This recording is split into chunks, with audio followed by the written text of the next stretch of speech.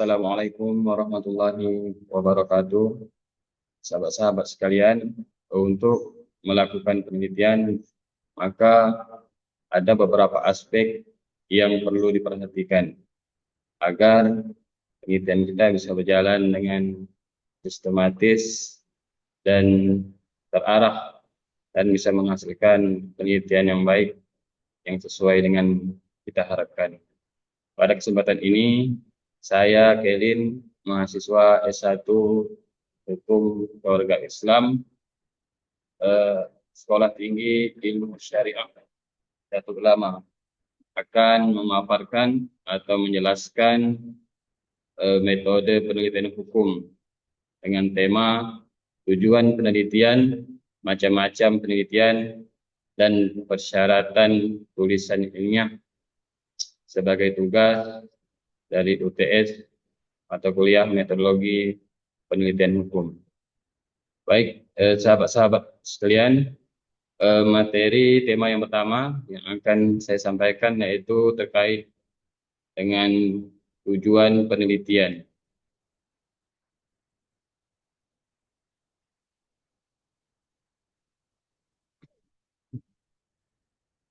Tujuan penelitian adalah sasaran atau hasil yang ingin dicapai dari kegiatan penelitian. Tujuan ini memberikan panduan bagi peneliti untuk merancang metode, mengumpulkan data, dan menganalisis hasil. Setiap penelitian memiliki tujuan yang berbeda-beda, tergantung pada jenis bidang dan pertanyaan penelitian yang akan diangkat. Selanjutnya, kita akan membahas beberapa jenis tujuan penelitian secara umum. Yang pertama adalah menemukan fakta dan pengetahuan baru. Penelitian sering bertujuan untuk menemukan informasi, data, atau fakta baru yang belum diketahui sebelumnya. Penemuan ini dapat berkaitan dengan berbagai bidang seperti ilmu pengetahuan, teknologi, sosial, atau ekonomi. Misalnya, peneliti di bidang medis yang bisa bertujuan untuk menemukan obat baru untuk penyakit tertentu. Tujuan yang kedua adalah mengembangkan teori atau konsep. Penelitian juga bisa bertujuan untuk memperluas atau memperdalam teori yang sudah ada. Peneliti menguji teori dengan data baru atau konteks yang berbeda, sehingga memperkaya atau memperbaiki teori yang sudah ada. Contohnya, penelitian di bidang sosiologi bisa bertujuan untuk mengembangkan teori perubahan sosial dengan menambahkan perspektif yang lebih relevan pada era digital sekarang ini. Tujuan yang ketiga adalah menyelesaikan masalah atau mencari solusi. Banyak penelitian dilakukan dengan tujuan praktis untuk memecahkan masalah nyata yang ada. Dalam penelitian ini, peneliti mengumpulkan data untuk menemukan solusi terbaik terhadap masalah yang dihadapi, baik di bidang sosial, di bidang ekonomi, lingkungan, atau teknologi. Misalnya, penelitian yang mencari solusi untuk mengurangi emisi gas rumah tangga, rumah kaca, atau menemukan metode manajemen perusahaan yang lebih efisien. Selanjutnya adalah tujuan penelitian menguji hipotesis. Salah satu tujuan penelitian adalah menguji hipotesis yang telah ditetapkan sebelumnya. Peneliti berusaha memverifikasi apakah asumsi atau dugaan yang dibuat sesuai dengan data yang diperoleh. Penguji hipotesis ini penting untuk memastikan kebenaran atau kesalahan dari pernyataan awal yang dibuat. Contohnya, misalnya sebuah penelitian bisa bertujuan menguji hipotesis bahwa pendidikan inklusif meningkatkan hasil belajar siswa. Tujuan penelitian yang selanjutnya adalah mengukur efektivitas atau dampak. Tujuan penelitian ini adalah untuk mengukur seberapa efektif suatu program, kebijakan, atau metode dalam mencapai hasil yang diinginkan. Dalam konteks ini, peneliti biasanya menganalisis dampak atau manfaat dari suatu intervensi atau implementasi. Misalnya, penelitian yang mengevaluasi dampak kebijakan kesehatan terhadap angka kematian bayi di suatu wilayah. Tujuan selanjutnya adalah mengembangkan teknologi atau inovasi. Beberapa penelitian bertujuan untuk menghasilkan teknologi baru atau inovasi yang dapat meningkatkan kualitas hidup manusia. Penelitian ini bersifat aplikatif dengan fokus pada pengembangan produk sistem atau proses yang lebih baik. Contohnya, penelitian tentang energi terbarukan yang bertujuan untuk mengembangkan teknologi panel surya yang lebih efisien. Jadi kesimpulannya adalah tujuan penelitian adalah aspek yang sangat penting dalam perencanaan dan pelaksanaan penelitian. Dengan memiliki tujuan yang jelas, peneliti dapat memastikan bahwa seluruh proses penelitian terarah dan hasilnya dapat memberikan kontribusi baik dalam bentuk pengetahuan baru, solusi praktis, maupun pengembangan teknologi. Baik sahabat-sahabat sekalian, selanjutnya kita akan membahas macam-macam penelitian.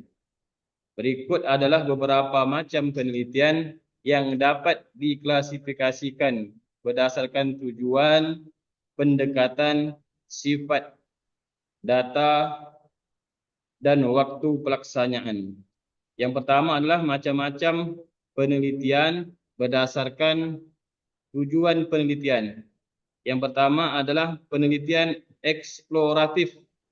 Penelitian ini bertujuan untuk menggali suatu fenomena yang belum banyak diteliti atau dipahami. Biasanya digunakan ketika topik masih baru dan tujuannya adalah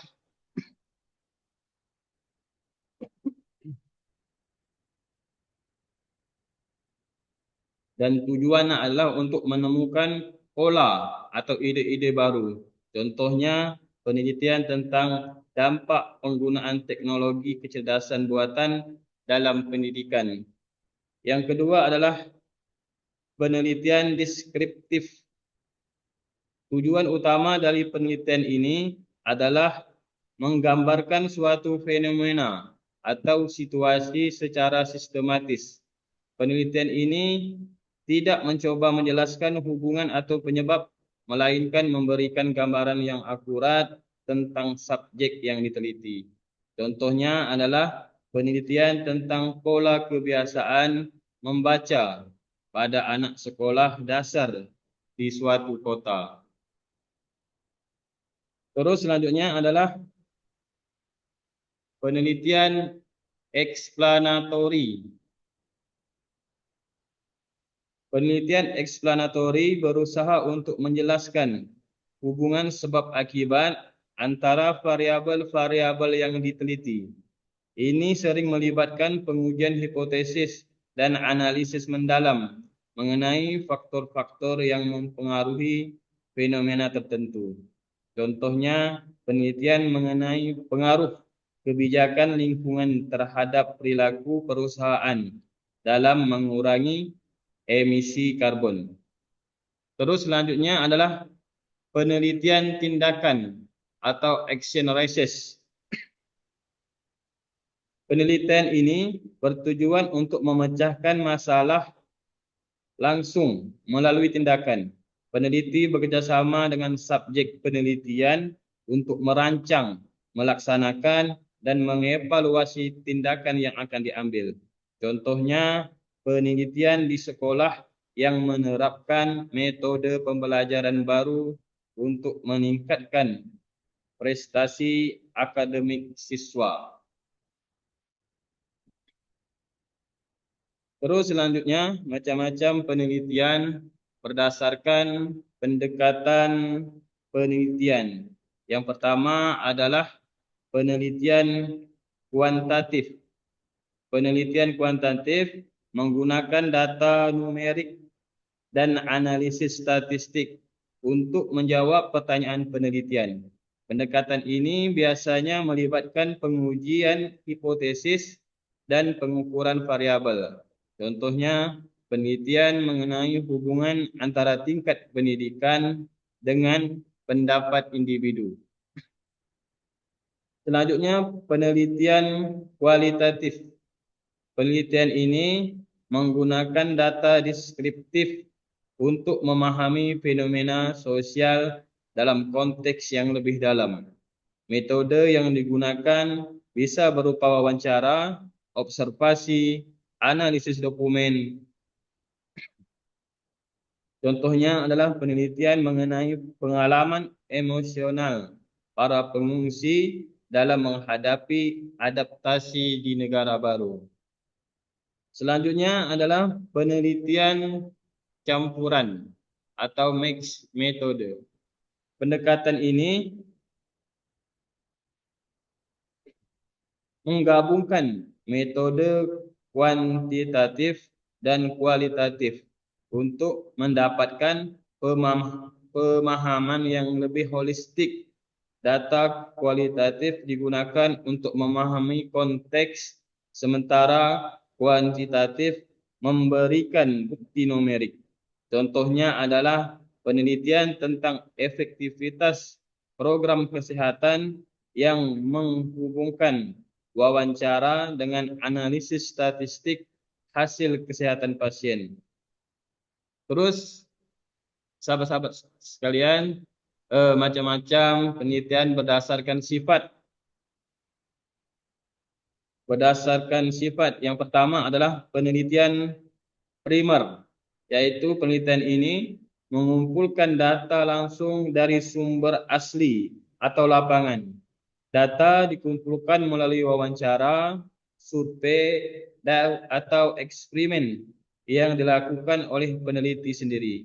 Contohnya, penelitian lapangan tentang preferensi konsumen terhadap produk baru. Yang kedua adalah penelitian sekunder. Penelitian ini menggunakan data yang telah ada sebelumnya, seperti buku, laporan, jurnal, atau data statistik yang sudah dipublikasikan. Contohnya, analisis terhadap data sensus untuk melihat tren demografis di suatu wilayah. Terus selanjutnya, macam-macam penelitian berdasarkan waktu pelaksanaan.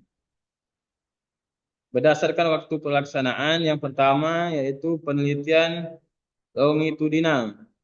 Penelitian ini dilakukan dalam jangka waktu yang panjang untuk mempelajari perubahan atau perkembangan suatu fenomena dari waktu ke waktu. Peneliti mengumpul data dari subjek yang sama pada interval waktu yang berbeda. Contohnya, penelitian tentang perkembangan bahasa anak dari usia 3 hingga usia 10 tahun. Yang kedua adalah penelitian cross-seksional. Penelitian ini dilakukan pada suatu titik waktu untuk menggambarkan situasi atau kondisi pada saat itu. Peneliti mengumpulkan data pada satu waktu tertentu tanpa memperhatikan perubahan dari waktu ke waktu. Contohnya, survei tentang kepuasan pelanggan di suatu pusat perbelanjaan pada bulan tertentu.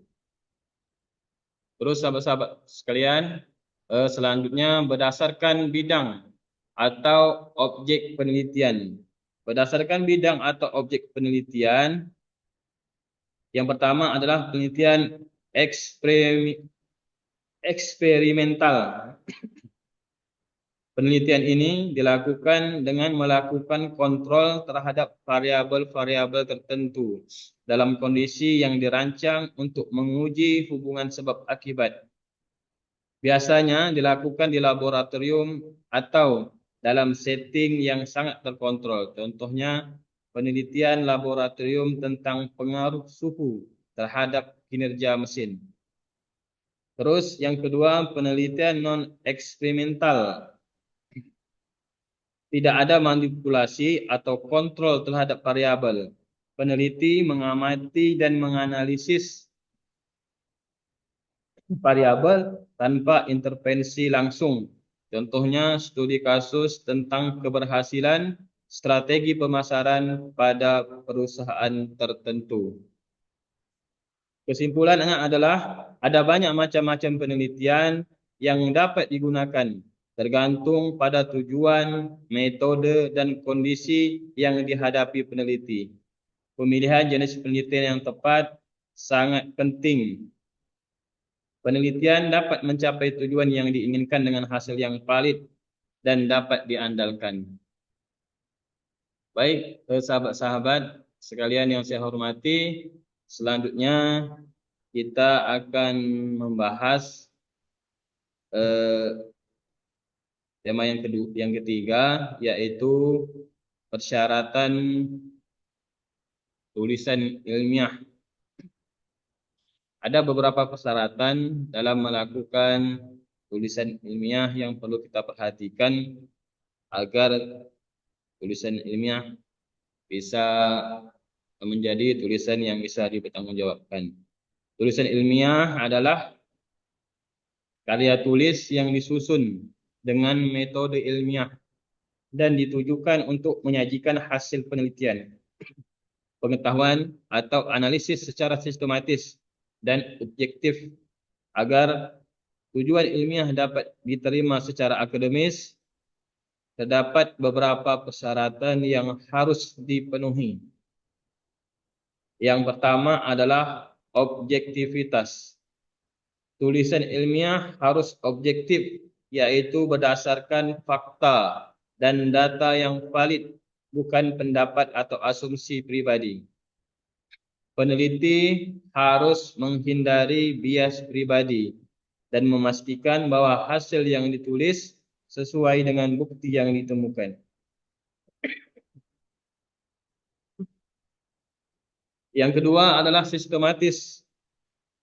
Tulisan ilmiah harus disusun secara terstruktur dan logis dengan mengikuti jalur yang jelas dari pendahuluan, metodologi, hasil, pembahasan hingga kesimpulan.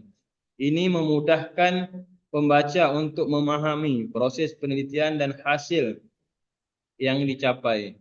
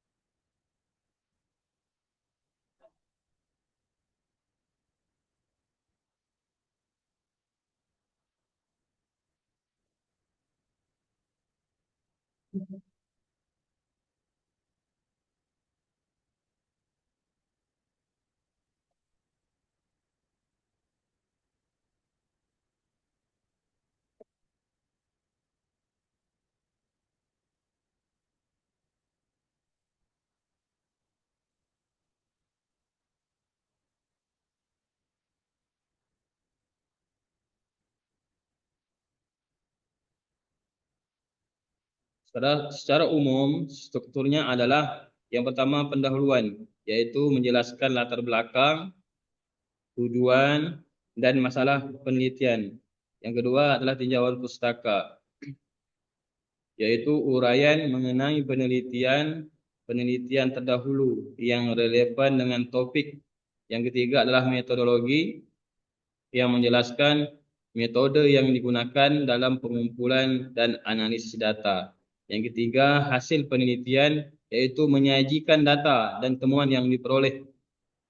Selanjutnya, pembahasan menganalisis hasil, dan membandingkan dengan teori atau penelitian sebelumnya. Terus, yang terakhir adalah kesimpulan yang menyajikan ringkasan dari hasil dan implikasinya. Terus selanjutnya, persyaratan penulisan ilmiah adalah bahasa yang jelas dan baku. Tulisan ilmiah harus menggunakan bahasa yang formal, jelas, dan mengikuti kaidah bahasa yang baku. Istilah-istilah teknis harus dijelaskan dengan baik, dan gaya bahasa harus terhindar dari penggunaan kalimat-kalimat yang ambigu. Selanjutnya adalah relevansi dan fokus. Informasi yang disajikan dalam tulisan ilmiah harus relevan dengan topik yang dibahas. Setiap argumen dan data yang digunakan harus berhubungan langsung dengan permasalahan penelitian. Penulis juga harus fokus pada masalah utama dan menghindari pembahasan yang menyimpang dari topik. Terus selanjutnya, konsistensi. Konsistensi sangat penting dalam penulisan ilmiah, baik dalam penggunaan istilah, format penulisan, maupun metode analis. Istilah yang digunakan harus konsisten dari awal hingga akhir. Begitu juga dengan format penulisan kutipan, daftar pustaka, tabel, dan grafik.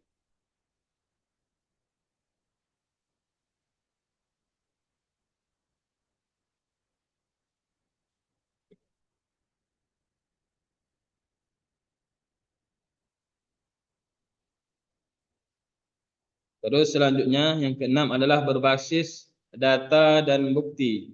Tulisan ilmiah harus didukung oleh data yang diperoleh melalui penelitian atau studi pustaka yang valid. Semua pernyataan atau klaim harus disertai dengan bukti yang bisa diverifikasi. Sumber data harus jelas dan bisa dilacak oleh pembaca. Yang ketujuh, menghindari plagiarisme. Penulis harus menghargai karya ilmiah orang lain dengan mengutip sumber-sumber referensi secara tepat. Mengambil ide, data, atau kutipan tanpa mencantumkan sumber merupakan pelanggaran etika akademik yang dikenal sebagai plagiarisme.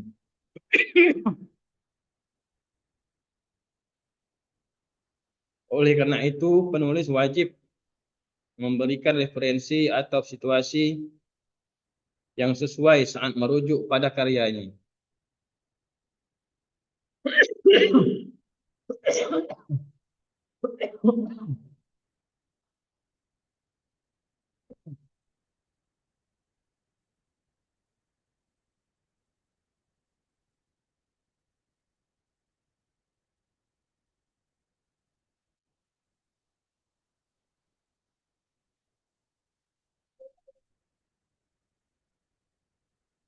Yang ke-8 adalah mengikuti aturan penulisan yang berlaku. Tulisan ilmiah harus mengikuti format atau gaya penulisan yang ditentukan. Misalnya format apa, MLA atau Chicago. Ini mencakup format penulisan kutipan dalam daftar pustaka, penomoran halaman, serta gaya penulisan judul dan subjudul. Setiap institusi atau jurnal ilmiah biasanya memiliki panduan penulisan yang harus diikuti. Selanjutnya adalah logis dan argumentatif. Tulisan ilmiah harus logis, artinya argumen yang disajikan harus memiliki dasar yang kuat dan dapat diterima secara rasional. Setiap kesimpulan harus didasarkan pada data dan bukti yang telah dikumpulkan. Penulisan juga harus argumentatif, artinya mampu membangun argumen dengan bukti yang mendukung kesimpulan atau klaim. Terus yang selanjutnya yang ke-10 adalah etika penulisan. Penulis harus mengikuti etika penulisan termasuk dalam transparansi, kejujuran, dan menghormati hak-hak subjek penelitian.